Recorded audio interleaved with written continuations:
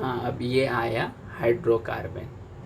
इसमें प्रीवियस वाला ऑडियो हमेशा अच्छा से समझा हुआ होना चाहिए, तभी आगे वाले सब समझ में आएगा।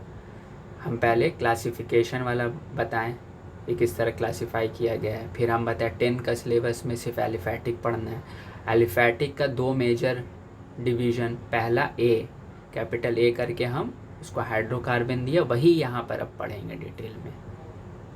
अब देखना, जो एलिफैटिक का 2 मेजर जो डिवीज़न किया गया, पहला हाइड्रोकार्बन मतलब सिर्फ सी और एच एटम होगा, उसमें सिर्फ कार्बन और हाइड्रोजन होगा, ऐसा कंपाउंड, उसको हाइड्रोकार्बन बोलते हैं। तो अब इस हाइड्रोकार्बन में 3 और डिवीज़न आएगा, ठीक है। अल्केन मॉडर्न नेम बता रहे हैं, इसको ओल्ड नेम भी, इसको कमर्शियल में सैचुरेटेड हाइड्रोकार्बन ऐसा सब बोला जाता है, हम मॉडर्न में बोल रहे हैं, आयुपिक के हिसाब से बोल रहे हैं। आयुपिक इसके नेक्स्ट वाला ही में जस्ट आएगा शॉर्ट में।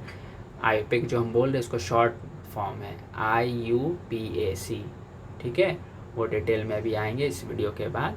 तो आयुपिक नेम मतलब सबसे मॉडर्न नेम, केमिस्ट्री के हिसाब से एक तरीका ढूंढा गया नेम देने का, आसानी के लिए क्लासिफाई किया गया। इतना सारा ऑर्गेनिक कंपाउंड लाखों में होता है, तो नेमिंग सिस्टम किस तरह दिया जाए, तो वो आयुपिक सिस्टम कहलाता है, नेम देने का तरीका उसको बोलते हैं। तो उसमें हाइड्रोकार्बन में 3 होता है, 3 डिवीज़न हो गया। अल्केन, अल्कीन, ये अल्केन है, नेम मिलता जुलता है, बस यहाँ पर एल के बाद ए है, यहाँ पर ई है अल्कीन, और यहाँ पर वाई है, बस यही फ़र्क है, नेम के हिसाब से ये फ़र्क है। और मेजर क्या फार्मूला में क्या फ़र्क आएगा, उसको डायग्राम स्ट्रक्चर फार्मूला जो बनाएंगे उसमें क्या फ़र्क आएगा, वही डैश सिंबल से, ठीक है। जो पहला वीडियो में हम बताएं कि इलेक्ट्रॉन डॉट सिंबल यूज़ करने का ज़रूरत नहीं है, ऑर्गेनिक में होता ही नहीं है, डैश सिंबल से यूज़ होता है, ठीक है। बॉन्ड करके ऐसे जो बनाएंगे सी, जो ये बताए थे, ठीक है, इस तरह। तो इसमें किस तरह अलग अलग होगा, तीनों ही हाइड्रोकार्बन है, तीनों में सिर्फ कार्बन और हाइड्रोजन होगा, लेकिन तीनों में मेजर डिफरेंस क्या है, तीनों में वही बॉन्ड का फ़र्क है। अल्केन जो होता है यहाँ पर, अल्केन में ये सिंगल बॉन्ड होगा, ठीक है, 2 कार्बन एटम के बीच में सिंगल बॉन्ड होगा हमेशा। अल्कीन में 2 कार्बन एटम के बीच में ऑलवेज डबल बॉन्ड होगा, और यहाँ पे 2 कार्बन के बीच में ट्रिपल बॉन्ड होगा, ठीक है। वही जो वहाँ पर हम बताए थे, उसका एक एग्जाम्पल अल्केन का मीथेन बताए थे, इसका मीथेन एक बताए थे। अल्कीन में एक एग्जाम्पल बताए थे एथिलीन, और अल्काइन का एक एग्जाम्पल बताए थे एसिटिलीन।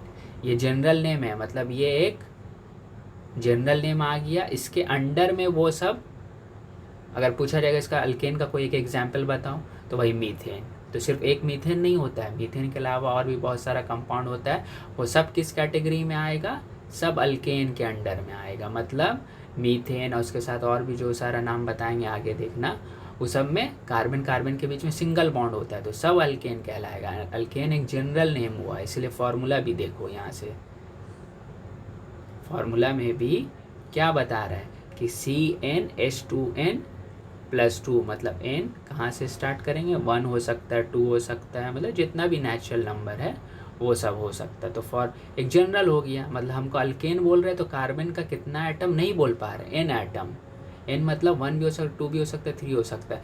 जब एक पर्टिकुलर बोल देंगे C में जब 1 होगा, ये अल्केन के बारे में बता रहे, तो ये फार्मूला में पुट करो, C1 होगा तो C1 1 नहीं लिखते, पता होना चाहिए, एटम जब 1 होता है तो 1 नहीं लिखा जाता, सिर्फ C लिख दिया मतलब 1 हो गया।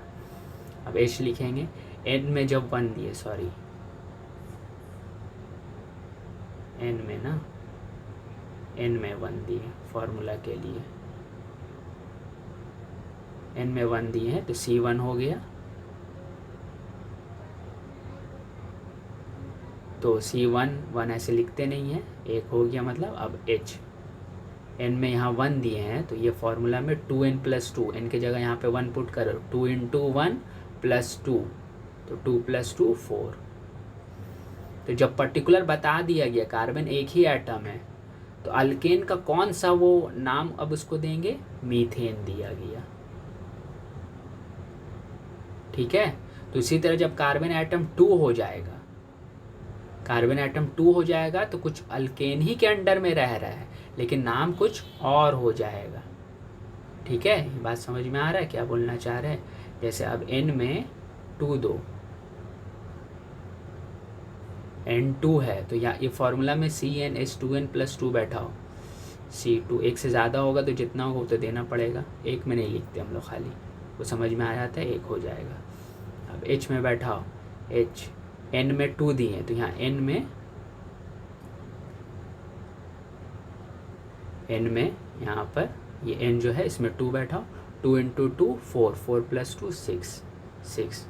तो ये अल्केन के अंडर का एक कंपाउंड हुआ जिसमें कार्बन एटम 2 है। तो कार्बन एटम 2 है तो इसका नाम क्या होगा, ईथेन। अब इसके बाद यही सीखना है आयुर्वेद नेम।